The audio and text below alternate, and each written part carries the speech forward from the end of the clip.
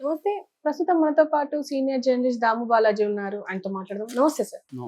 Sir ఇప్పుడు betting apps సంచలనంగా మారింది మనం చూస్తూనే ఉన్నాం. కానీ ఇప్పుడు కేటీఆర్‌కి ఇది చుట్టుకునే అవకాశం ఉంది అని అంటున్నారు. అంటే విచారణలో విష్ణుప్రియ, రితు చౌదరి ఈయన పేరు చెప్తున్నారు అని చెప్పేసి అన్నారు. సో ఎలా చూడొచ్చు సార్ దీన్ని? ఇది అదేదో అంటారు కదా, అటు ఇటు వెళ్ళి మొత్తంగా ఆయనకి కేటీఆర్కి చుట్టుకునేట్టుగా ఉంది ఇది. అంటే రాజకీయాలు ఎలా ఉంటాయంటే ప్రతిదాన్ని ప్రత్యర్థుల్ని ఎలా ఇరికించాలి అనేదే జరుగుతుంది. సో దీన్ని ఇప్పుడు ఓటంగా కేటీఆర్కి చుట్టేస్తున్నట్టుగా మనకు కనబడుతుంది. అంటే కేటీఆర్ నిజంగా దీంట్లో ఇన్వాల్వ్ అయినాడో లేదో తెలియదు, కానీ ఇప్పటికైతే ఈ బెట్టింగ్ యాప్స్ వివాదం అనేక మలుపులు తిరుగుతూ ఉంది. కొత్త మలుపు అయితే కేటీఆర్ రంగంలోకి వచ్చినట్టుగా తెలుస్తుంది మనకి.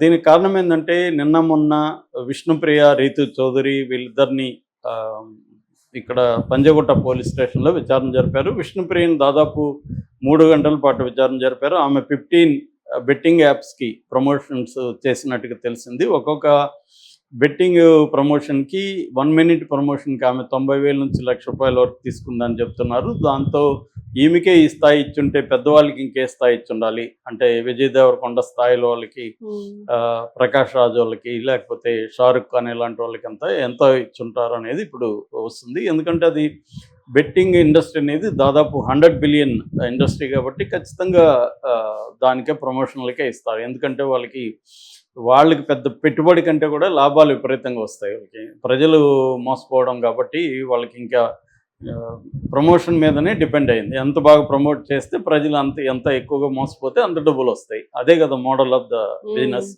ఇంకా వేరే ఏమి మోడల్ కాదు కదా. వాళ్ళకి ఏదో ఉత్పత్తి చేసో అవి అమ్మాలి అవన్నీ కాదు కదా.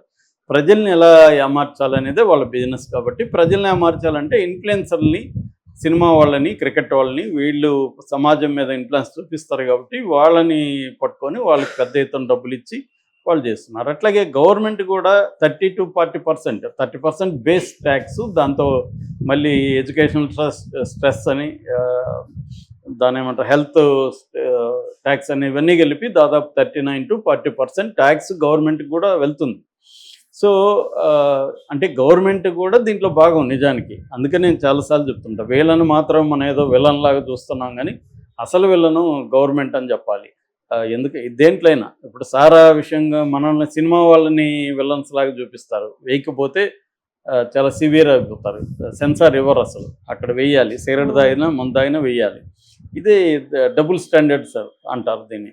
అంటే నిజంగా నీకు బ్యాన్ చేయాలన్నప్పుడు సిగరెట్ ప్రొడక్షన్ బ్యాన్ చేయి, దాన్ని డిస్ట్రిబ్యూషన్ బ్యాన్ చేయి. అవి చేయకుండా దాన్ని ఎవడైనా తాగితే సినిమాలో దాని కింద ఇదేమంటే అంతకంటే హిపోక్రసీ ఉండదు.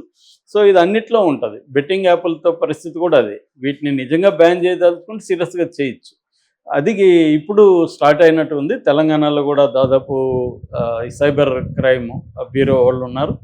వాళ్ళు మేము 108 యాప్స్ని బ్యాన్, అంటే బ్యాన్ కాదు, అది నిన్న నేను ఎక్స్ప్లెయిన్ చేశాను. సైబర్ ఫెన్సింగ్ అంటారు. మనం ఎట్లాగో ఫిజికల్గా ఫెన్సింగ్ వేస్తాము, సైబర్గా ఆన్లైన్లో కూడా ఫెన్సింగ్ ఉంటుంది. అంటే ఒక ఏరియాలోకి రాగానే, ఇప్పుడు ఫర్ ఎగ్జాంపుల్ పంజాగుట్ట పరిధిలో ఫెన్సింగ్ వేశారనుకో, సైబర్ ఫెన్సింగ్ మన ఫోన్లో ఉంది. ఫర్ ఎగ్జాంపుల్ ఫోన్లో ఆ యాప్ పనిచేయదు, ఇంకా ఈ ఫెన్సింగ్ వల్ల అడ్డుకుంటుంది. ఇది మనం ఓపెన్ చేస్తే అక్కడ వాళ్ళకి వెళ్ళిపోతుంది కూడా, సిగ్నల్ వెళ్ళిపోతుంది. యాప్ డౌన్లోడ్ కూడా కాదు. దీన్ని సైబర్ ఫెన్సింగ్ అంటారు. అట్లా మా తెలంగాణ అంతా కూడా సైబర్ ఫెన్సింగ్ వేయచ్చు. ఈ సైబర్ ఫెన్సింగ్ బ్రేక్ చేసేది కూడా పెద్ద కష్టమేం కాదు. ఎందుకంటే విపిఎన్ అంటారు, వర్చువల్ ప్రైవేట్ నెట్ యాప్స్ ఉంటాయి. వాళ్ళకి కానీ డబ్బులు కట్టామంటే వాడు మనకు అలో చేస్తాడు. దాంతో ఏమవుతుందంటే ఇక్కడ దీన్ని బ్రేక్ చేసేసి మన ఐపీ అడ్రస్ రష్యాకు వెళ్ళిపోతుంది. సో రష్యా నుంచి మనం ఆపరేట్ చేస్తున్నట్టుగా వచ్చేస్తుంది ఇక్కడ. కాబట్టి ఈ సైబర్ ఫెన్సింగ్ అనేది పనిచేయదు అక్కడ. అట్లాగే కొన్ని రకాల బ్లాక్ వెబ్ అంటారు, dark web. So Thor browser ఇలాంటివి వేసుకుంటే కూడా ఆ బ్రౌజర్లో కూడా మన యాప్ ఓపెన్ అవుతుంది ఇక్కడ. అందుకనే ఇవాళ పోర్న్ సైట్లు కొన్ని వందలు బ్యాన్ చేసినా కూడా మళ్ళీ అవన్నీ చూస్తూ ఉన్నారంటే కారణం విపిఎన్లు అనేవి విపరీతంగా వచ్చేసాయి అనమాట. సో ఏదేమైనా వీళ్ళు ట్రై అయితే చేస్తున్నారు, ఆ రకంగా మెచ్చుకోవాలి. ఎందుకంటే తెలంగాణలో, ఆంధ్రాలో, తమిళనాడులో ఇట్లా కొన్ని రాష్ట్రాల్లో ఇదేంటంటే రాష్ట్రాలకు సంబంధించిన అంశం ప్రధానంగా ఈ గేమింగ్ అనేది. సో గేమింగ్ యాక్ట్ ఇక్కడ 2017లో తెలంగాణలో తీసుకొచ్చారు. దాని కింద 108 వాటిని ఈ సైబర్ ఫెన్సింగ్ చేశారు, 113 వాటికి నోటీసులు ఇచ్చారు. ఇక్కడ నేను చాలాసార్లు చెప్పాను, ఈ 3 రకాల బెట్టింగ్స్ ఉంటాయి. ఒకటేమో స్కిల్ బేస్డ్ బెట్టింగ్ అంటారు, స్కిల్ ఉంటుంది దాంట్లో. రెండోదేమో ఫాంటసీ బేస్డ్ బెట్టింగ్, అంటే నువ్వు కొన్ని ఫర్ ఎగ్జాంపుల్ డ్రీమ్ 11 అని ఉంటుంది, నువ్వు 11 మెంబర్స్తో కూడిన క్రికెట్ టీంని కానీ ఫుట్బాల్ టీంని కానీ నువ్వే క్రియేట్ చేస్తావు ఆన్లైన్లో. అంటే ఇక్కడ కూడా ఫాంటసీ ఉంటుంది, స్కిల్ కూడా దీంట్లో ఉంటుంది. మూడోదేమో ఛాన్స్ బేస్డ్ బెట్టింగ్. ఇక్కడేమి నువ్వు యాక్టివ్గా ఉండాల్సిన అవసరం లేదు, ఎవరో ఒకరు గెలుస్తారని నువ్వు బెట్టింగ్ వేస్తే చాలు, ఫలానా అతను గెలుస్తాడనో లేకపోతే అతను ఇన్ని బాల్స్ 100 చేస్తాడనో చేస్తే చాలు. ఈ 3 రకాల్లో ఎక్కువగా మనం ఛాన్స్ బేస్డ్ బెట్టింగ్స్ని బ్యాన్ చేశారు. కానీ ఇప్పుడు ఏమవుతున్నారంటే అందరూ వచ్చేసి స్కిల్ బేస్డ్ బెట్టింగ్ అనేసి దీంట్లోకి వెళ్ళిపోతున్నారు. ఎసెన్స్లో ఛాన్స్ బేస్డ్ కానీ దానికి ఏవో కొన్ని క్రియేట్ చేసి ఇది స్కిల్ బేస్డ్ అని సుప్రీంకోర్టు కూడా కొన్నిటికి స్కిల్ బేస్డే అని క్లీన్ చిట్ ఇచ్చిందనమాట. సో అలా మోసం చేయగలుగుతున్నారు వాళ్ళు. గవర్నమెంట్ కూడా దీని నుంచి ఆదాయం వస్తుందని, నిర్మలమ్మకి ఏంటంటే ఆదాయం వచ్చి ట్యాక్స్ ఇస్తే దేనైనా వదిలేస్తారు. సో మనకి ఇప్పుడు డే ట్రేడింగ్ ఇవన్నీ కూడా ఉన్నాయి కదా, ఫీచర్స్ అండ్ ఆప్షన్స్, ఇవన్నీ కూడా ఇలాంటి బెట్టింగ్ లాంటివి అవి కూడా. ఎందుకంటే దాంట్లో లాస్ అయ్యే వాళ్ళు 98% లాస్ అవుతారు, 2% మాత్రమే డబ్బులు సంపాదిస్తారు. అయినా అవి ఎందుకు ఉన్నాయంటే వాటి మీద ట్యాక్స్ ఎక్కువ వేస్తాను. ఇప్పుడు జగన్ సారా బ్యాన్ అంటే ఏం చెప్పాడు, అతను లాజిక్ ఏంటి, నేను ఎక్కువ డబ్బులతో అమ్ముతాను అంటాడు. అదేం లాజిక్, నువ్వు ఆపాలి కదా, ఆపకుండా ఎక్కువ డబ్బులతో అమ్మితే గవర్నమెంట్కి ఆదాయం, వ్యక్తులుగా దాంట్లో నుంచి లంచాల్లో వాళ్ళకి ఆదాయం, ప్రజల నెత్తినేమో మళ్ళీ భారం, ఎక్కువ తాగేవాడికి ఎక్కువ పడుతుంది. సో ఇలా గవర్నమెంట్సే ఈ డబుల్ గేమ్లు ఆడుతుంటాయి.